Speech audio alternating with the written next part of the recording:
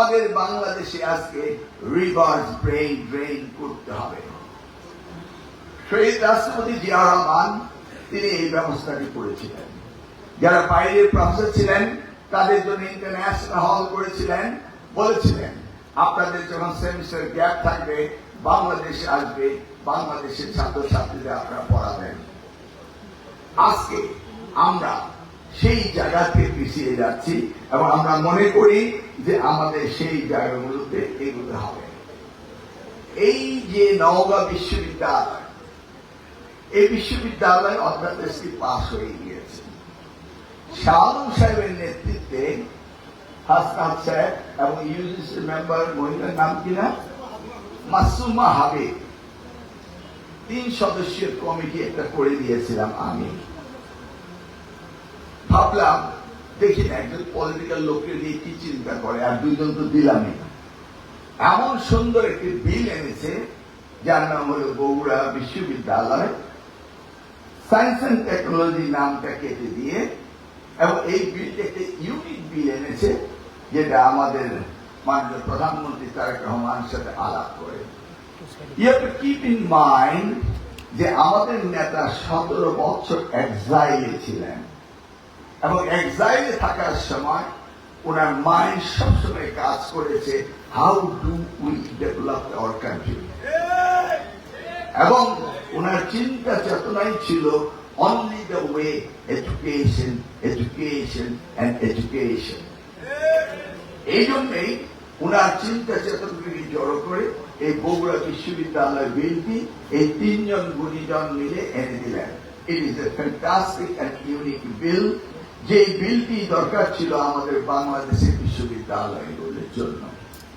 আমি comparison study করেছিলাম 1974 act, university act, যেটা Jahangirnagar university, Chittagong university, Rajshahi university and Dhaka university, সেই আদল থেকে বেরিয়ে এসে it's a completely new concept এখানে এসেছে।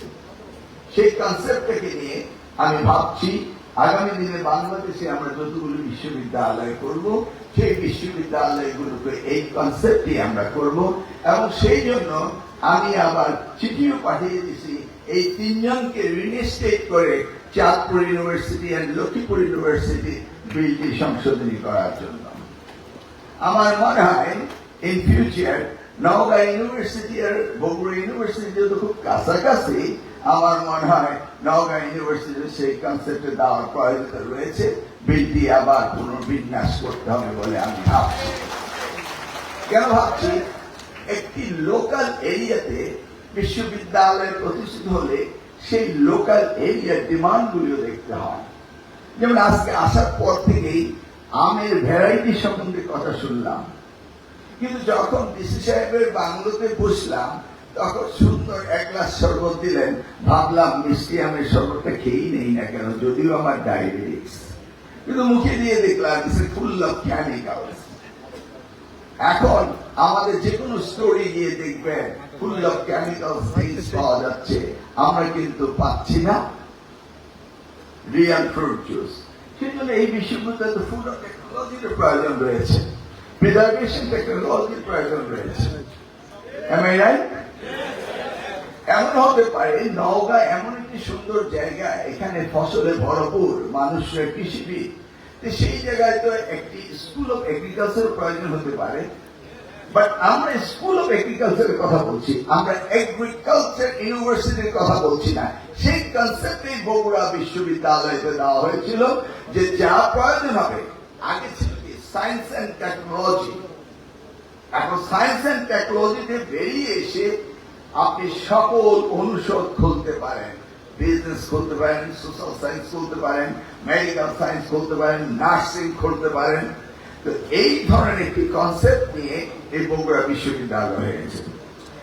আমাদের দেশে আরো বেশি প্রয়োজন রয়েছে টেকনোলজি। যে টেকনোলজি না হলে আমরা সত্যিকার অর্থে মানব সম্পদকে, দক্ষ মানব সম্পদে কাজে লাগাতে পারবো না। আমরা আল্লাহর কাছে হাজার শুকরিয়া জ্ঞাপন করতে হবে, আশরাফুল মুখলুকাত হিসাবে, সৃষ্টির সেরা জীব হিসাবে আল্লাহ আমাদের সৃষ্টি করেছেন।